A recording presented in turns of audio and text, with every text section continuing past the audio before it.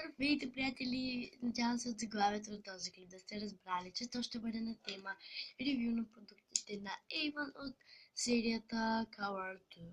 Не, вече се обърках. Color Trend. Питах се да заснема интрото, но не се получи и затова сега го заснемам на нова дата, поставям нещата.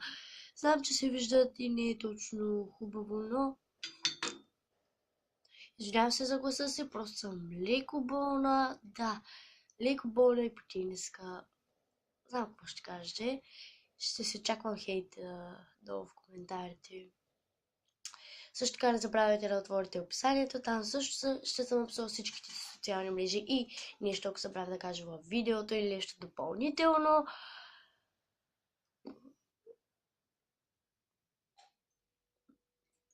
Нека да запомня.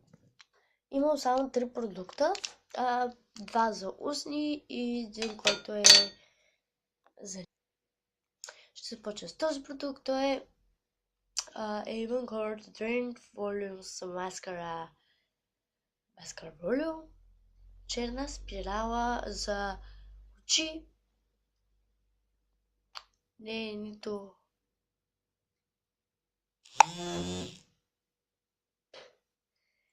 Четката е супер мега и супер удобна. Не знам колко се вижда, но е много мекичка всъщност. Още когато го изваждате и си усеща как се сгъва, за да може да мине през тази тясна пропуст тук. Е толкова мекичка. Това изобщо не гледайте, моля.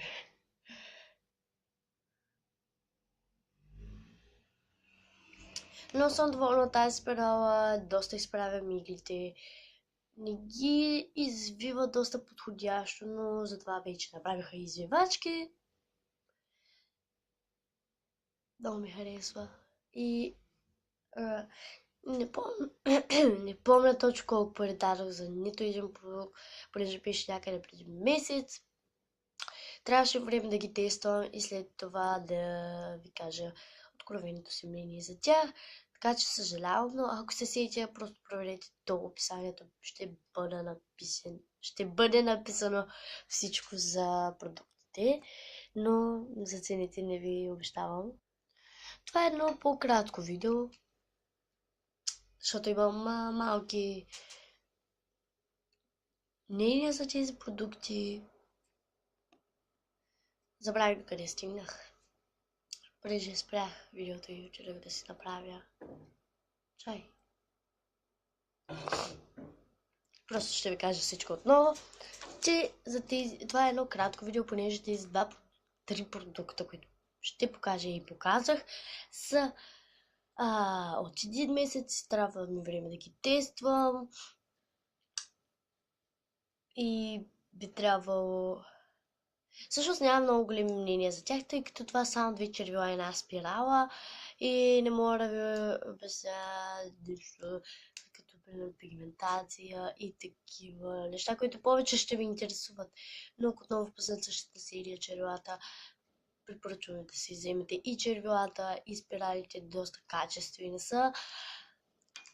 Продължавам с след това, което е нещо като молив, но е червил всъщност и имитация на Формар от не знам коя серия. Нали просто сега ще... Цветът му е Melon Classic. Ето под тази форма. Забравих как се казва червата, да съм имал няколко. Единствено това червило не ми хареса. Ето и скотч, тъй като когато го отворих и то падна. Да, падна и това не е единствения му недостатък.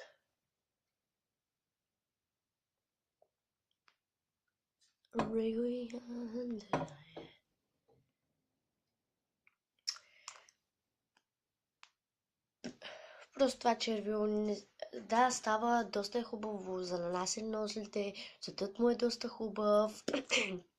Един по-към червен, но всъщност е леко спада към розово и оранжево, повече към розово, не към оранжево всъщност.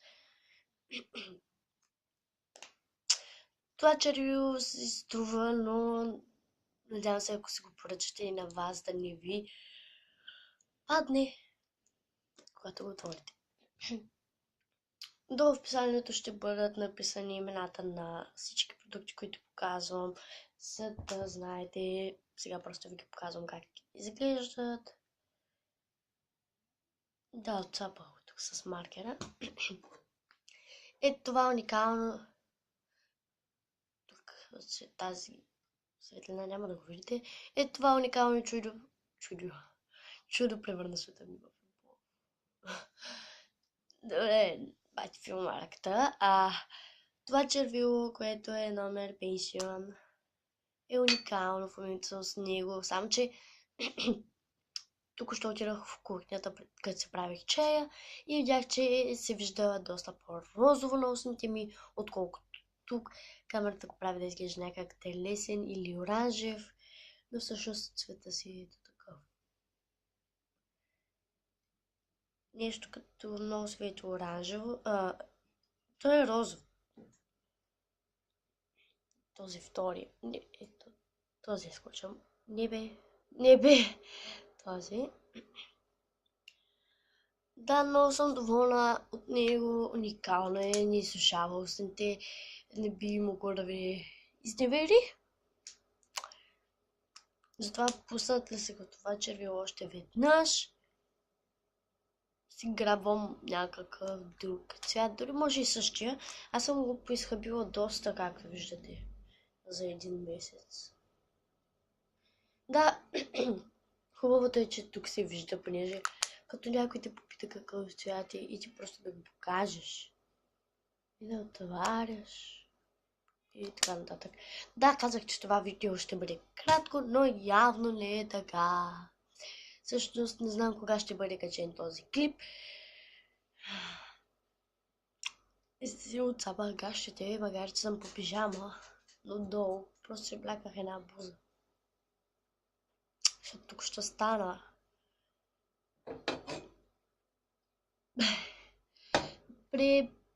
Ще да снимам после аутро. Хей, приятели, това беше видеото с тези 3 продукта и тяхните ревюта, мнения мои за тях и тем подобни. Надявам се да ви е харесало. Ако това е така, дайте палец нагоре. Също така може да се абонирате за канала ми. Отворете описанието за повече информация, защото в другия ми канал няма да има клипове скоро. А тук ще кача няколко клипа. И още не съм си изтрила скотчовете.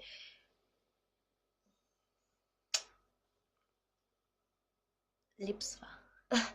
Добре, ако забравя да кажа нещо в интрото, аутрото или самия клип, ще го напиша долу в описанието и да, трябва да си хълцам. Чао!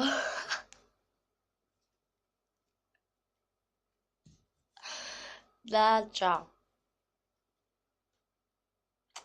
Аутрото не се получи. И въпреки това ще го кача. Не съм спряла клипа.